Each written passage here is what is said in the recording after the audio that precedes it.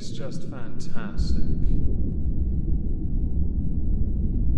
Captain's log, subject 21207.3. With the ship empty, minus Ensign Spoon, I've been able to enjoy myself a little more. I basically used up all the replicator rations for the month when they return, to make mulled wine, and enough rhubarb crumble and custard to fill Ensign Bork's quarters. So before we discuss the person I intend to cover today, who is called Suzy Lu, for a recent Twitter thread she put out that she has since deleted, I thought it wise to put in 2 disclaimers now. 1. This video falls under fair use, much like the disclaimer you saw after the intro.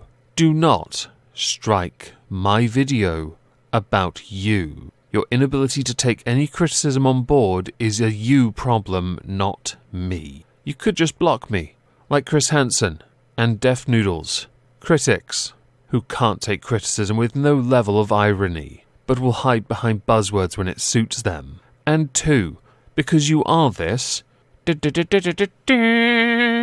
Congratulations, you're a smeghead. Oh, and please don't strike me. Final word, your mum.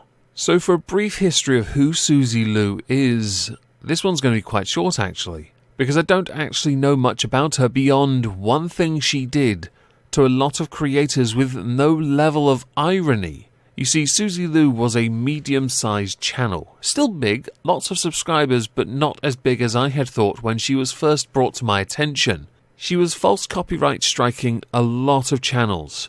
Basically anyone critical of her. Because that criticism, a recurring theme I've noticed over the years. I have to give the bedroom feminists of the past some credit.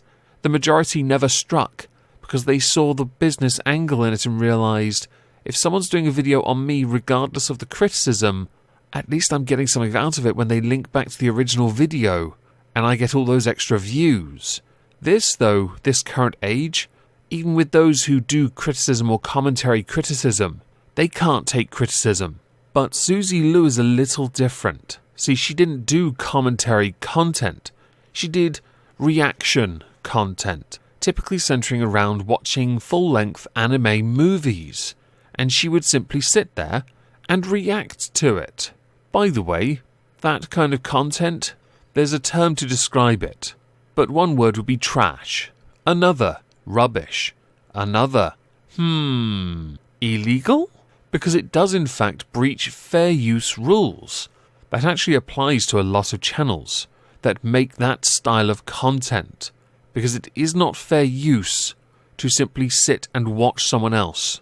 There was a channel in the past called Jinx, and he would sit and simply watch, barely giving anything beyond sat there and watched. When he was dumped on by iDubbbz, I believe, or was it Grey Day?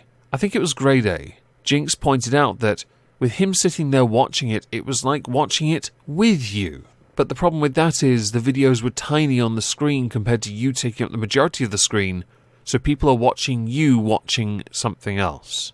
Unless they've got it on full screen on a 72-inch screen, in which case they've just wasted 3/4 of a screen to have your face on it. And the same applies to Suzy Lu. This kind of content is lazy, it breaches fair use, so if anyone's getting a strike, it isn't the person telling you via their own content that you're breaking YouTube terms of service. But that's not what happened, is it?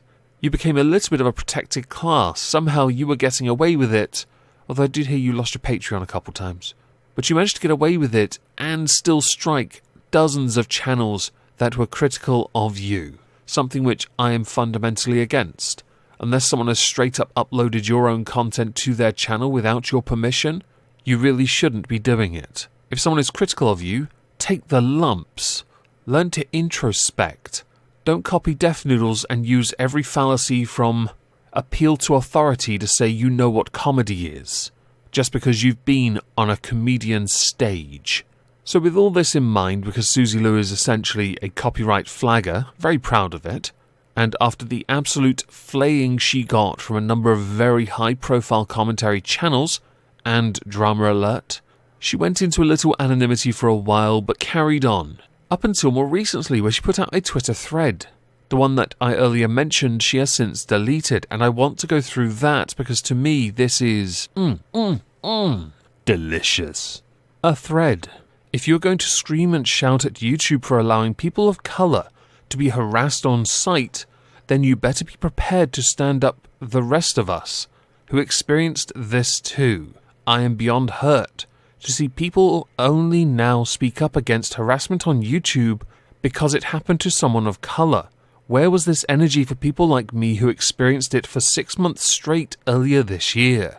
There is a huge problem, and I'm very mixed to see YouTube and other creators only step in to help now, when creators like myself, Gabby H, aLittleLass and Pokimane have been subject to this abuse for years.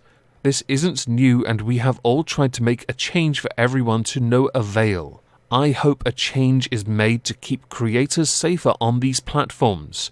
I'm just disappointed to see people only take a stand now because of it happening to someone of colour. So there are quite a number of key points here to go through.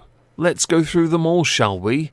My thought was this was based on Def Noodles getting criticism for his inability to take criticism, and deflecting everything as it's a joke bro, then to use a number of fallacies as his way of getting out, along with him then mentioning that he is Brazilian and that is somehow a race, forgetting that Brazil is multiracial, and the fact he didn't actually have such a hard upbringing as he kept on claiming. His dad's an executive at Warner Brothers and he went to a boarding school. But you go, girl? When it comes to the energy for what you experienced 6 months ago, it was because you were stealing content, and when others called you out on it, you struck them. You abused a copyright system and are lucky to still be online, because by misusing the copyright system you have breached YouTube's own terms of service. But apparently there is also a tiny little line that says, we'll protect those thoughts, yo. So as far as the energy goes, you didn't deserve any help. And now let's go on to Gabby Hannah. Now on to aLittleLass, an animal abuser. Pokimane, a disgusting person. I covered her last week. If you need any context, linked below. And I've covered aLittleLass a few times, in fact. I've also, long ago, done a video on Gabby Hannah because of her misrepresentation of statistics when it came to BLM. That was in 2016. Turns out she's still incredibly dense. And if you think it was because of a person of colour that people are now reacting, actually it's entirely because people don't understand basic fact. Oh, and because of a subsequent tweet put out by Suzy Lu, it didn't take me long to work out what had happened. Turns out she was aligning herself with a female called Zombie Kills, who is a streamer who begged for a PS5 or an Xbox blah blah air conditioner, and upon getting it, because of the way that she had gone about getting it, got a fair amount of criticism for that. Understandably, people aren't overly fond of people begging it for things to then look like an absolute moron in the process, so people address the fact that you looked like an absolute e-begging thought Mona. Suzy Lu was pigeonholing with that. Because I've been talking about Def Noodles a lot recently, I had misunderstood. But as he used race as a weapon within his own defense, it is only right we apply him to the same people. So Suzy Lu did eventually delete the thread and say, "Lot of people completely misunderstood my earlier tweet, so I have removed it. It's not because you got ratioed. Online harassment is a serious problem, and I look forward to working with more creators in future to tackle this issue." Okay, I offer this to you then, Suzy Lu, a lifeline, a stream, a conversation, simply put, to discuss the definitions between online harassment and online criticism, as they are vastly different. You say you want to work with more creators, and I apparently am one. How about it, Suzy?